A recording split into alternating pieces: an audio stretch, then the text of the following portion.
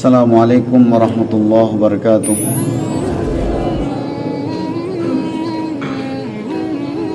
Alhamdulillah, wassalatu wassalamu ala rasulillah wa ala alihi wa sahabatihi wa mawalah. Rabbi shrah li sadri wa yassir li amri wa hlul 'uqdatam min lisani yafqahu qawli.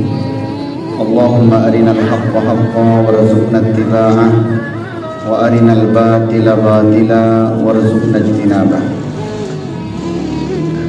Jamaah salat tarawih, salat isya yang dimuliakan Allah. Ada sebuah hadis riwayat Imam Muslim.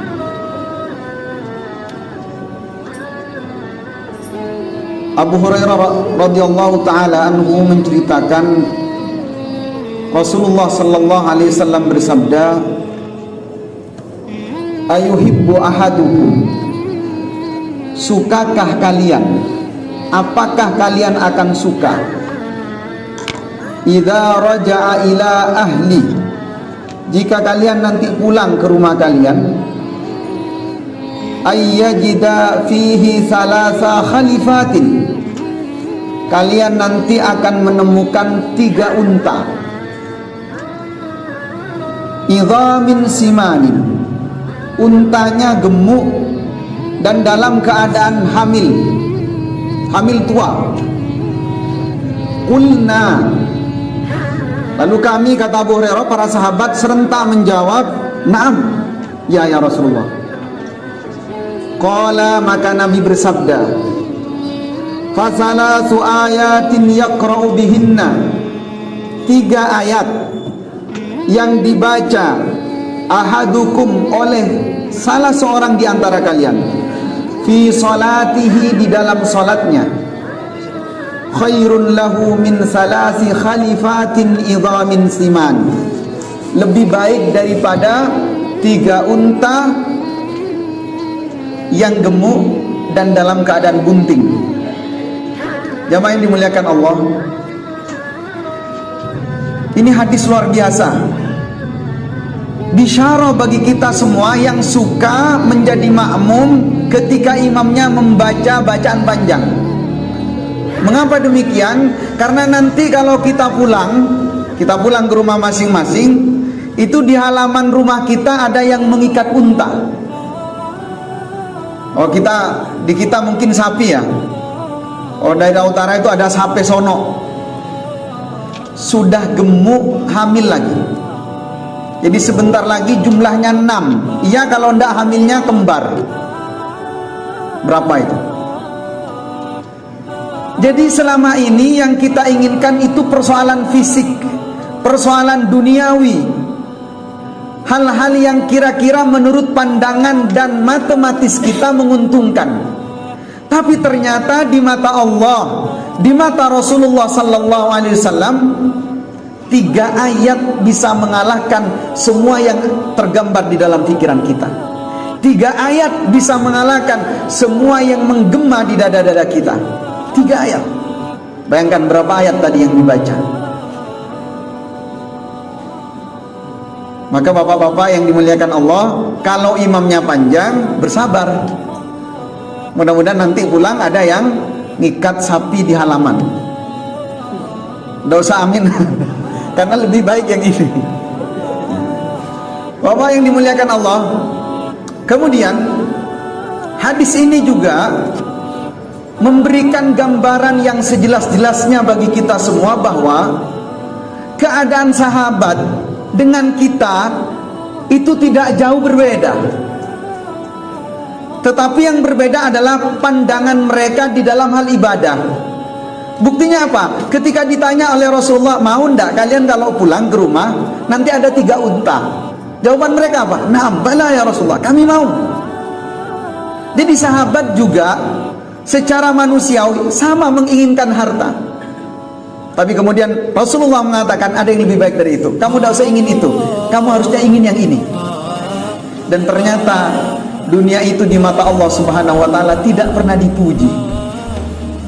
Bahkan lau ta'dilu dunya 'ala Allah bi ihda ajnihatid dubabah, kalau dunia ini sama beratnya menurut Allah dengan salah satu sayap nyamuk.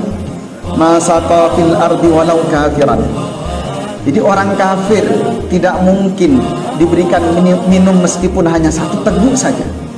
Mengapa? Karena bagi Allah dunia yang dipuja-puja itu cukup dikalahkan dengan 2 rakaat subuh. Rakaatul fajri khairun minad dunya wa ma fiha.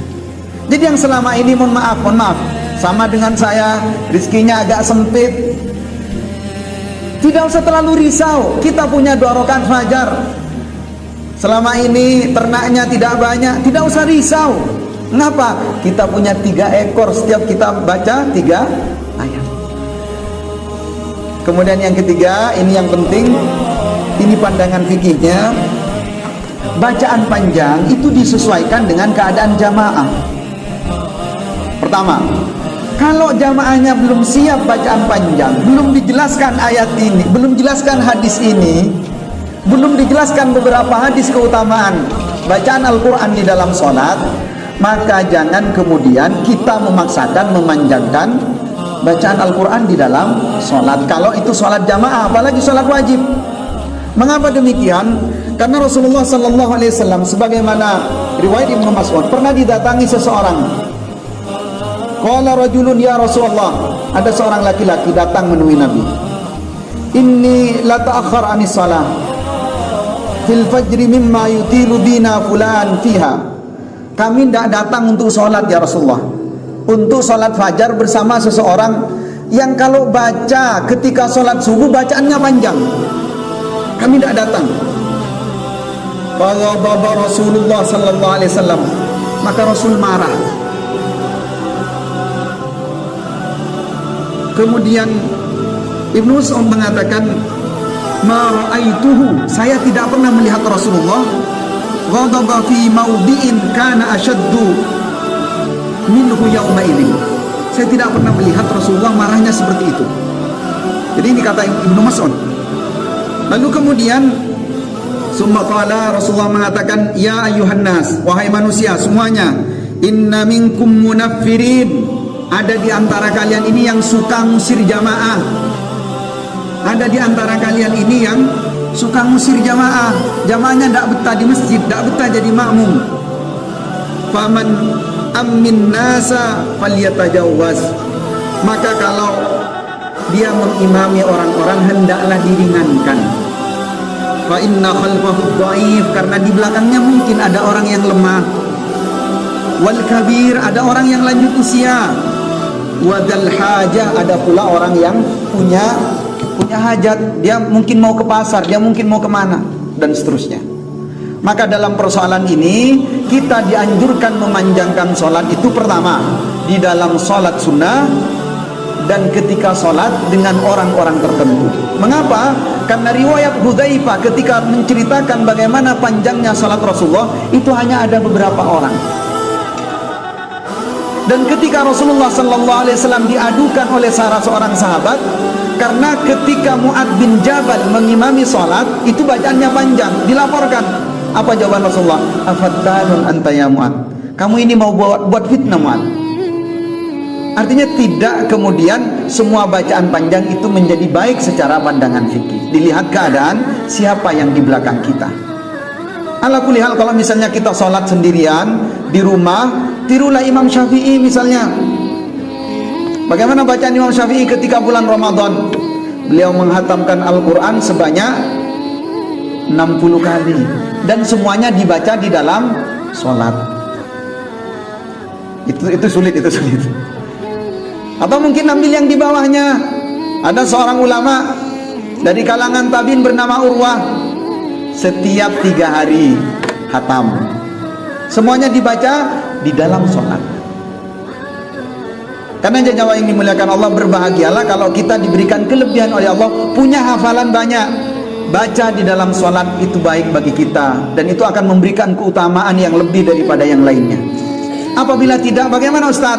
Kalau mau ngambil pendapat fikih yang ringan, silahkan sholat malam sendirian atau ajak keluarga. Baca Al-Quran di dalam sholat sambil pegang, tidak masalah. Kalau mau ngambil ulama fikih yang agak ketat, misalnya tidak boleh, karena itu ada gerakan tertentu yang ditambah. Baca kulhu diulang-ulang tidak masalah Pak, tapi bacanya tidak usah keras-keras. Takut nanti anaknya mondok pulang, bapak kok kulhu terus, kan jadi tidak enak. Maka mudah-mudahan kita semua ketika dalam melaksanakan sholat dibuat nyaman oleh Allah, dibuat indah, dibuat nikmat ketika membaca ayat-ayat itu, dan sholat-sholat kita menjadi sholat yang terbaik, menjadi sholat yang disukai oleh Allah Subhanahu wa Ta'ala. Aku ma tasma'un wa astaghfirullah li wa lakum wa li sairil muslimin wal muslimat innahu wal ghafurur rahim. Assalamualaikum warahmatullahi wabarakatuh.